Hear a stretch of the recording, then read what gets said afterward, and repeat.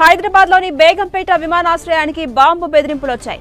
దుండగులు మెయిల్ పంపించడంతో పోలీసులు అప్రమత్తమయ్యారు. అప్రమత్తమైన బేగంపేట పోలీసులు, సిఐఎస్ఎఫ్ భద్రతా బలగాలు విమానాశ్రయంలో సిబ్బందిని, ఉద్యోగులను అనువనువు గాలిస్తున్నారు.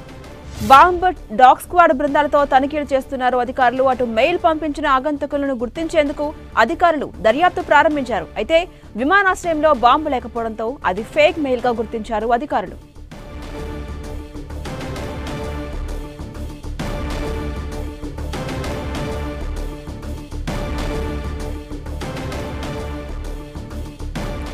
ఇదే అంశంపై మరింత సమాచారం మా ప్రతినిధి కిరణ్ అందిస్తారు. కిరణ్, మనం చూస్తున్నాం హైదరాబాద్ లో ఒకవైపు బాంబు బెదిరింపులు వరుసగా కలకలం రేపుతున్నాయి, మరోవైపు విమాన ప్రమాదాలు కూడా కలవరపెడుతున్నాయి. అసలు బేగంపేట విమానాశ్రయానికి బాంబు బెదిరింపు మెయిల్ పంపించినటువంటి ఆగంతకులు ఎవరు, అధికారులు ఏమైనా గుర్తించారా? ఇప్పటి వరకున్న అప్డేట్స్ ఏంటి?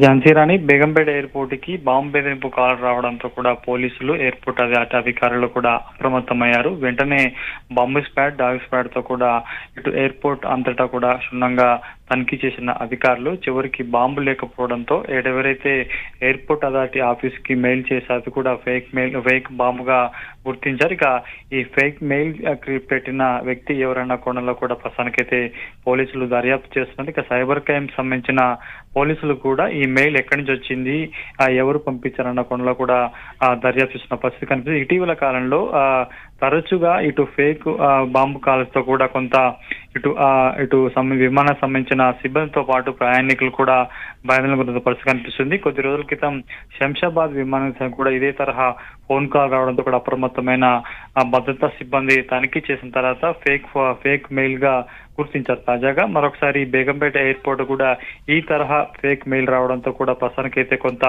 హైరాణ పడ్డట్టుగా చెప్పుకోవాల్సి ఉంటుంది.